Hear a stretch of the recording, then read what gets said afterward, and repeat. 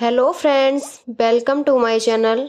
आज जो आपकी क्लास है वो है आपकी पॉलिटी की और ये क्लास आपकी सभी परीक्षाओं के लिए इम्पोर्टेंट क्लास है क्योंकि इस क्लास में आपके सभी प्रीवियस ईयर क्वेश्चन पेपर हैं जो अभी तक आपकी परीक्षाओं में पूछे हुए हैं। सबसे पहले आप हमारे चैनल को सब्सक्राइब कर लीजिए ताकि कोई भी नोटिफिकेशन वीडियो आए तो आप तक पहुंच जाए। ये क्लास आपके यूपी लेखपाल, यूपीएसआई, यूपी कांस्टेबल सभी अन्य परीक्षाओं के लिए इम्पोर्टेंट क्लास है। आपके इसमें 5 टॉपिक हो गए हैं नीति निर्देशक तत्व तक। आज जो आपका छठवां टॉपिक है वो है आपका छठवां संघीय कार्यपालिका एवं विधायिका। इसमें पहला जो क्वेश्चन है संघीय कार्यपालिका एवं विधायिका में वो है राष्ट्रपति और उपराष्ट्रपति दोनों के पद रिक्त होने की स्थिति में भारत के राष्ट्रपति के रूप में कौन कार्य करता है। ऑप्शन है आपके लोकसभा अध्यक्ष, भारत के मुख्य न्यायाधीश, किसी राज्य का सबसे वरिष्ठ राज्यपाल, भारत के महालेखा परीक्षक। तो राइट ऑप्शन है भारत के मुख्य न्यायाधीश। भारत का राष्ट्रपति अधिनियम 1969 प्रावधान करता है कि राष्ट्रपति तथा उपराष्ट्रपति के पद खाली होने की स्थिति में भारत के मुख्य न्यायाधीश बतौर राष्ट्रपति कार्य करेंगे। तो आपका बी ऑप्शन करेक्ट है। नेक्स्ट क्वेश्चन है भारत के राष्ट्रपति पद की अवधि कितनी होती है। ऑप्शन है 5 वर्ष, 3 वर्ष, 6 वर्ष और 2 वर्ष। राइट ऑप्शन है 5 वर्ष। ए ऑप्शन आपका करेक्ट है। नेक्स्ट आपका क्वेश्चन है, अगला क्वेश्चन है भारत के अटॉर्नी जनरल को किसके द्वारा नियुक्त किया जाता है। ऑप्शन है भारत के राष्ट्रपति, लोकसभा अध्यक्ष, राज्यसभा सभापति, सर्वोच्च न्यायालय के मुख्य न्यायाधीश। राइट ऑप्शन है आपका भारत के राष्ट्रपति। संविधान के अनुच्छेद 76 के भारत के महान्यायवादी पद का प्रावधान है। भारत का न्यायवादी संघ की कार्यकारिणी का एक अंग है। महान्यायवादी देश का सर्वोच्च विधि अधिकारी होता है। महान्यायवादी की जो नियुक्ति होती है वो राष्ट्रपति द्वारा सरकार की सलाह पर की जाती है। भारत के वर्तमान और 16वें महान्यायवादी आर वेंकटमणि हैं। तो आपका ए ऑप्शन करेक्ट है। नेक्स्ट क्वेश्चन है, अगला क्वेश्चन है आपका भारत के संविधान के अनुच्छेद 76 में कहा गया है कि राष्ट्रपति अटॉर्नी जनरल के रूप में एक ऐसे व्यक्ति को नियुक्त करेंगे जो किसके रूप में नियुक्त होने के योग्य हों। ऑप्शन है कानून मंत्रालय के सचिव, कानून विश्वविद्यालय के डीन, उच्चतम न्यायालय के न्यायाधीश और उच्च न्यायालय के न्यायाधीश। तो इसमें आपका जो राइट ऑप्शन है वो है सी, उच्चतम न्यायालय के न्यायाधीश। अनुच्छेद 76(1) के अनुसार राष्ट्रपति उच्चतम न्यायालय का न्यायाधीश होने के योग्य किसी व्यक्ति को भारत का महान्यायवादी नियुक्त करता है। यह भारत सरकार का सर्वोच्च विधि अधिकारी तथा मुख्य विधिक सलाहकार के रूप में कार्य करता है। तो आपका सी ऑप्शन करेक्ट है। नेक्स्ट क्वेश्चन है भारतीय संविधान का अनुच्छेद 53 निम्नलिखित में से किससे संबंधित है। ऑप्शन है संघ की कार्यकारी शक्ति, तदर्थ न्यायाधीशों की नियुक्ति, सर्वोच्च न्यायालय की स्थापना, भारत के अटॉर्नी जनरल। राइट ऑप्शन है संघ की कार्यकारी शक्ति। ए ऑप्शन आपका करेक्ट है। नेक्स्ट क्वेश्चन है आपका, अगला क्वेश्चन है आपका भारत में दया याचिकाएं किससे संबोधित की जाती हैं। ऑप्शन है सर्वोच्च न्यायालय के मुख्य न्यायाधीश, राज्यपाल, राष्ट्रपति और प्रधानमंत्री। तो जो दया याचिकाएं होती हैं वो राष्ट्रपति को संबोधित की जाती हैं। अनुच्छेद 72 के तहत राष्ट्रपति से अनुरोध करना अंतिम संवैधानिक सहारा है।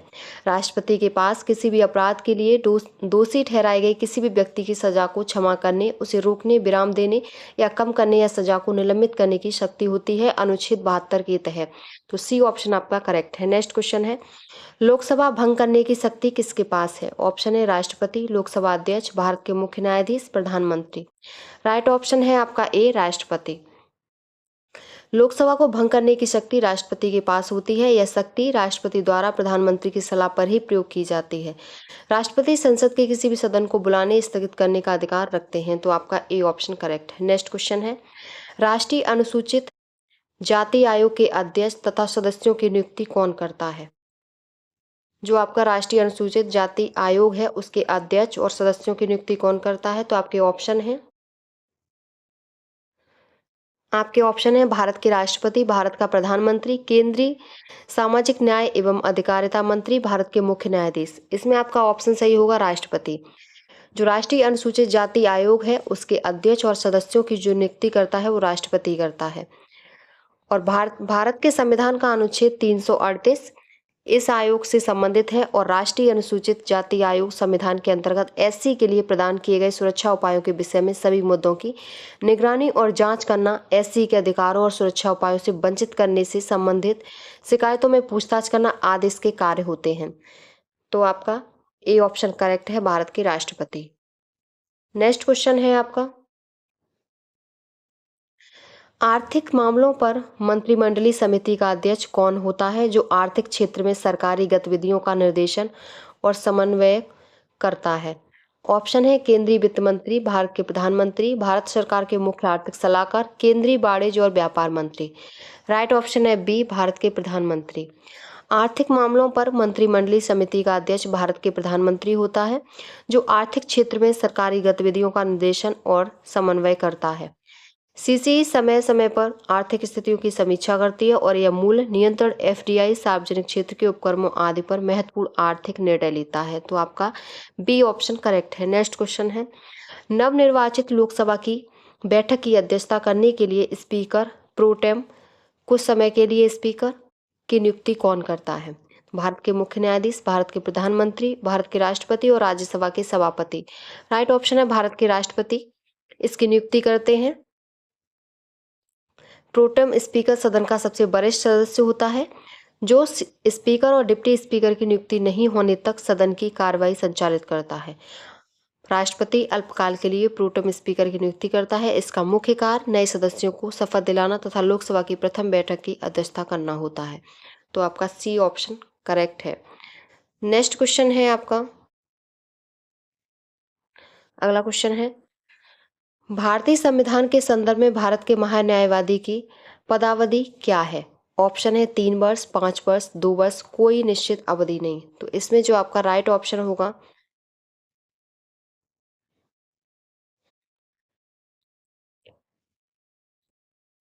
इसमें जो आपका राइट ऑप्शन होता है वो होता है डी, कोई निश्चित अवधि नहीं होती महान्यायवादी की, अटॉर्नी जनरल की। और अटॉर्नी जनरल जो संविधान में अनुच्छेद है अटॉर्नी जनरल से संबंधित, वो अनुच्छेद है आपका अनुच्छेद 76। भारत का महान्यायवादी भारत सरकार का मुख्य कानूनी सलाहकार और भारतीय उच्चतम न्यायालय में सरकार का प्रमुख वकील होता है। वह महान्यायवादी के पद पर नियुक्त किया जा सकता है। अनुच्छेद 88 के अनुसार वह संसद की कार्यवाही में भाग ले सकता है। महान्यायवादी की पदावधि भारत के संविधान में निश्चित नहीं की गई है, वह राष्ट्रपति के प्रसाद पर्यंत पर धारण करता है। तो डी ऑप्शन करेक्ट है, इसकी कोई अवधि नहीं होती। नेक्स्ट क्वेश्चन है, 1921 में केंद्रीय बजट से रेल बजट को अलग करने के लिए किस समिति ने प्रस्ताव रखा था। ऑप्शन है एक वर्त समिति, विवेक देबरॉय समिति, एसपी गांगुली समिति, सुरेश तेंदुलकर समिति। तो राइट ऑप्शन है आपका ए, एक वर्त समिति। वर्ष 1920 में विलियम एकवर्थ के नेतृत्व में एक समिति का गठन किया गया। एकवर्थ समिति ने अपनी सिफारिशों पर रेल बजट को आम बजट से अलग करने का सुझाव दिया। सुझाव जो दिया वो 1920 में दिया विलियम एकवर्थ ने। सन 1924 ईस्वी में रेल बजट को आम बजट से अलग कर दिया गया।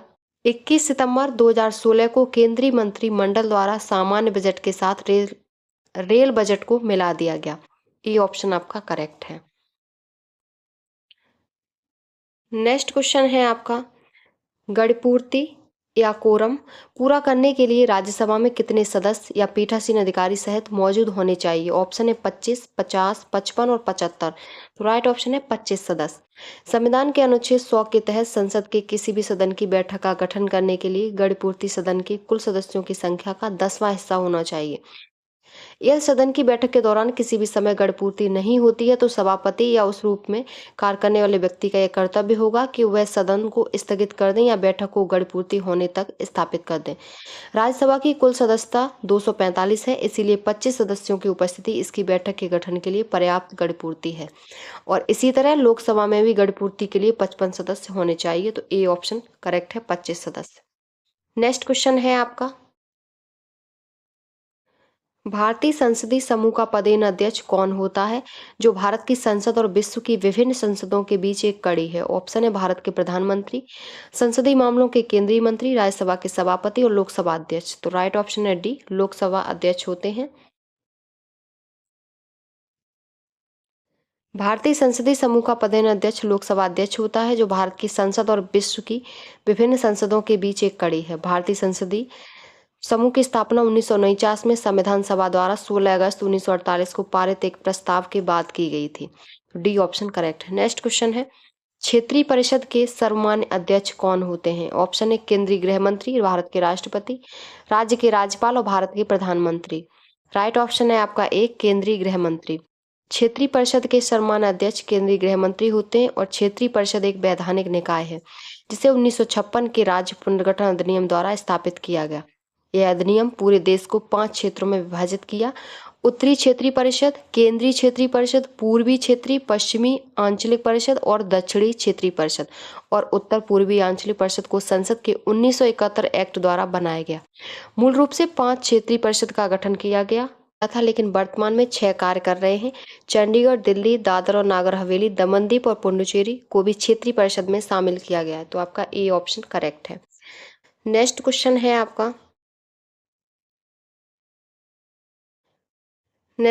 भारत के महान्यायवादी के पारिश्रमिक का निर्धारण करने का अधिकार किसके पास है? ऑप्शन है भारत की संसद, भारत के राष्ट्रपति, केंद्रीय कानून मंत्री, भारत के प्रधानमंत्री। तो इसमें आपका राइट ऑप्शन है भारत के राष्ट्रपति। बी ऑप्शन करेक्ट है। अनुच्छेद 76 में भारत के महान्यायवादी का उल्लेख किया गया है। महान्यायवादी सर्वप्रथम भारत सरकार का विधि अधिकारी होता है। महान्यायवादी को भारत के राज्य क्षेत्र के सभी न्यायालयों में सुनवाई का अधिकार है। यह राष्ट्रपति के प्रसाद पर्यंत पद धारण करता है। अगला क्वेश्चन है आपका, राष्ट्रीय एकता परिषद की पहली बैठक किस वर्ष में आयोजित की गई? ऑप्शन है 1947, 1986, 1971, 1962। राइट ऑप्शन है आपका डी, 1962 में। राष्ट्रीय एकता परिषद की स्थापना 1961 में देश के पहले प्रधानमंत्री पंडित जवाहरलाल नेहरू ने की थी। इसकी पहली आधिकारिक बैठक का आयोजन 1962 ईस्वी में हुआ था। इसका अध्यक्ष भारत का प्रधानमंत्री होता है। यह एक सलाहकारी निकाय है। परिषद के सदस्यों में कैबिनेट मंत्री, उद्यमी, मशहूर हस्तियां, मीडिया प्रमुख, मुख्यमंत्री और विपक्षी नेता आदि शामिल होते हैं। तो 1962 में इसकी पहली बैठक हुई थी। नेक्स्ट क्वेश्चन है आपका, अगला क्वेश्चन है, भारतीय संविधान के किस अनुच्छेद में राज्यों के लिए महाधिवक्ता के पद का प्रावधान किया गया है? ऑप्शन है 148, 145, 65 और 165। 65 और 165। इसमें आपका ऑप्शन जो सही है वो है डी ऑप्शन, अनुच्छेद 165। अनुच्छेद 165 में महाधिवक्ता का प्रावधान किया गया है।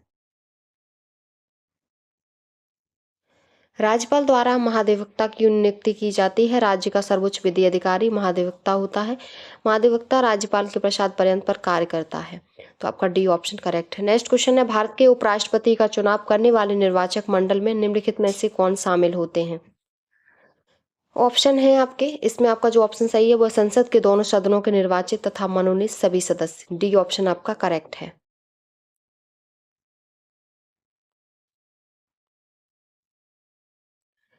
नेक्स्ट क्वेश्चन है आपका, भारत में सर्वोच्च कानून अधिकारी कौन है? भारत के महान्यायवादी, उच्चतम न्यायालय के मुख्य न्यायाधीश और केंद्रीय सतर्कता आयुक्त, भारत के महान्यायविकर्ता। तो राइट ऑप्शन है भारत के महान्यायवादी भारत में सर्वोच्च कानून अधिकारी होता है। ए ऑप्शन करेक्ट है। और इसका प्रावधान अनुच्छेद 76 से 78 में भारत के न्यायवादी के बारे में बताया गया है। ए ऑप्शन करेक्ट है। अगला क्वेश्चन है, भारत के प्रधानमंत्री को किसके द्वारा नियुक्त किया जाता है? तो भारत के प्रधानमंत्री को भारत के राष्ट्रपति द्वारा नियुक्त किया जाता है। ए ऑप्शन आपका करेक्ट है। नेक्स्ट क्वेश्चन है आपका, निम्नलिखित में से किसे भारत की संसदीय प्रणाली में सरकार के वास्तविक कार्यकारी और प्रमुख के रूप में माना जाता है? ऑप्शन है भारत के राष्ट्रपति, भारतीय संसद, भारत के प्रधानमंत्री, भारत के उपराष्ट्रपति। राइट ऑप्शन है सी, भारत के प्रधानमंत्री। सी ऑप्शन आपका करेक्ट है।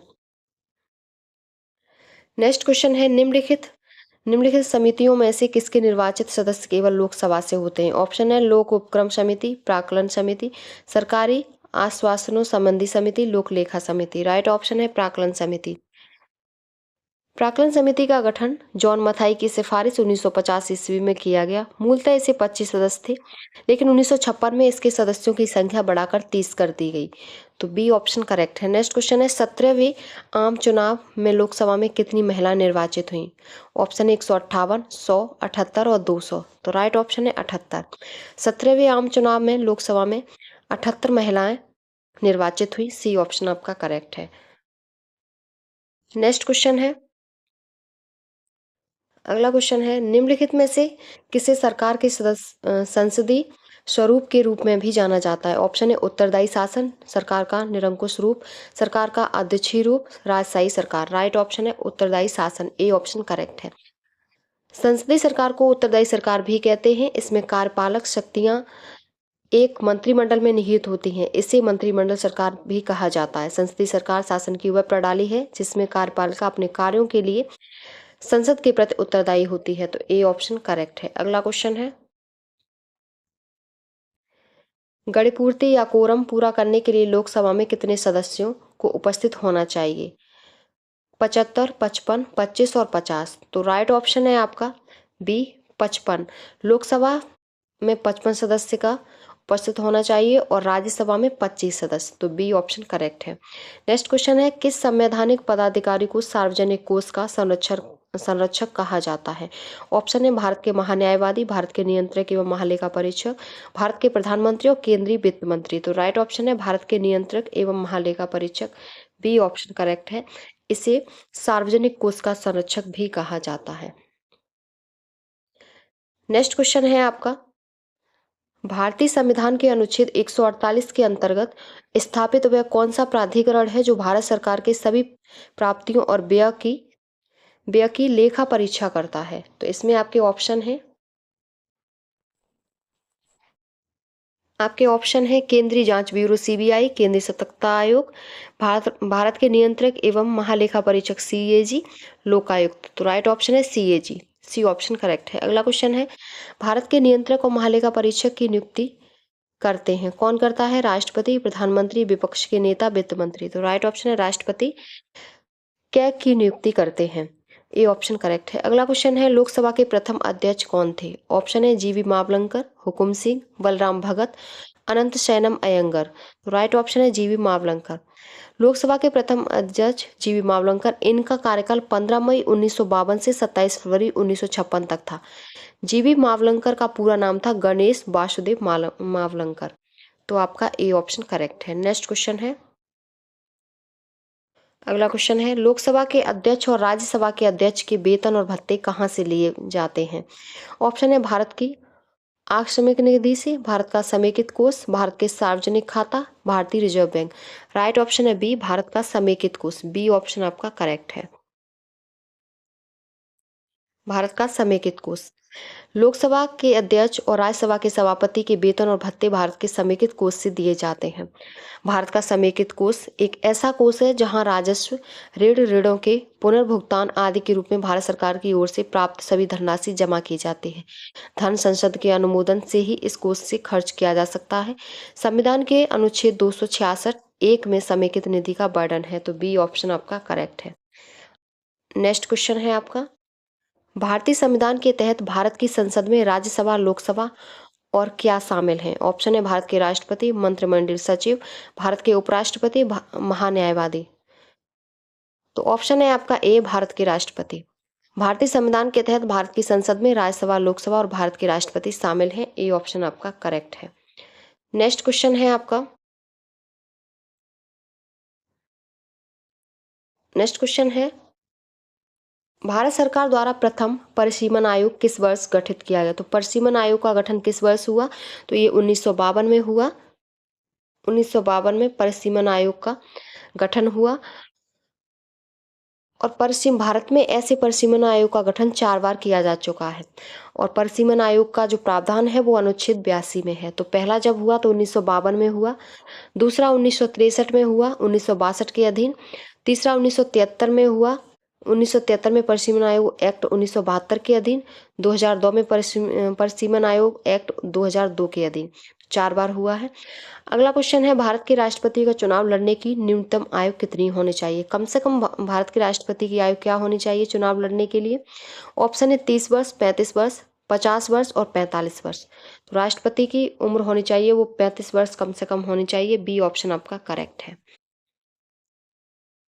नेक्स्ट क्वेश्चन है आपका, संविधान द्वारा परिकल्पित लोकसभा के सदस्यों की अधिकतम संख्या कितनी होती है? ऑप्शन है 542, 520, 532 और 552। राइट ऑप्शन है 552 होती है। इनमें से 530 राज्यों के प्रतिनिधि, 20 संघ राज्य क्षेत्रों के प्रतिनिधि, 104वें संविधान संशोधन अधिनियम 2018 के द्वारा लोकसभा में 2 एंग्लो इंडियन सदस्यों के मनोनयन के प्रावधान को समाप्त कर दिया गया। अतः लोकसभा की अधिकतम सदस्य संख्या वर्तमान में 550 ही है। तो आपका डी ऑप्शन करेक्ट है। अगला क्वेश्चन है, एक मंत्री के अलावा संसद के किसी भी सदस्य द्वारा पेश किए गए एक विधेयक को क्या कहा जाता है? ऑप्शन है सार्वजनिक विधेयक, निजी विधेयक, धन विधेयक या कोषागार विधेयक। तो राइट ऑप्शन है निजी विधेयक कहा जाता है। बी ऑप्शन आपका करेक्ट है, निजी विधेयक।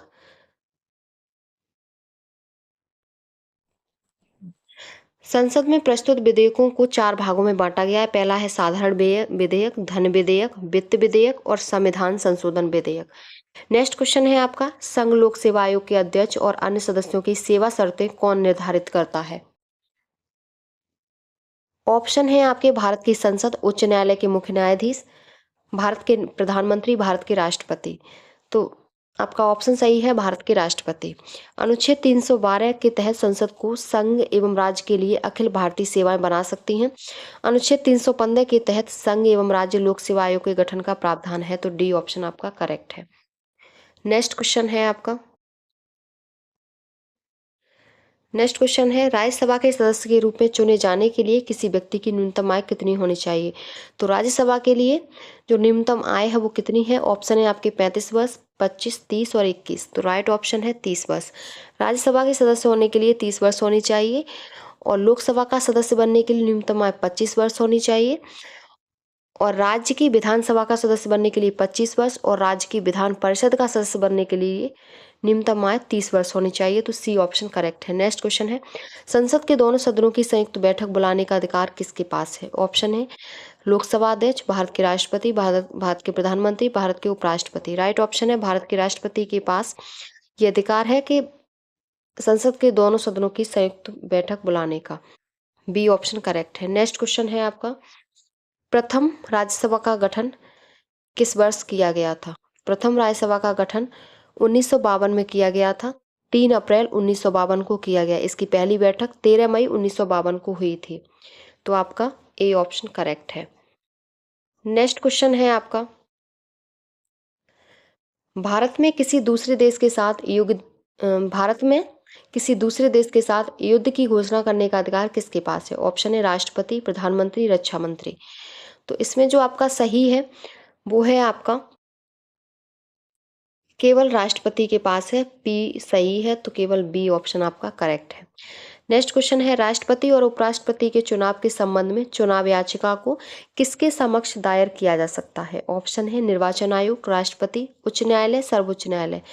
राइट ऑप्शन है सर्वोच्च न्यायालय के तहत दायर किया जा सकता है। डी ऑप्शन आपका करेक्ट है।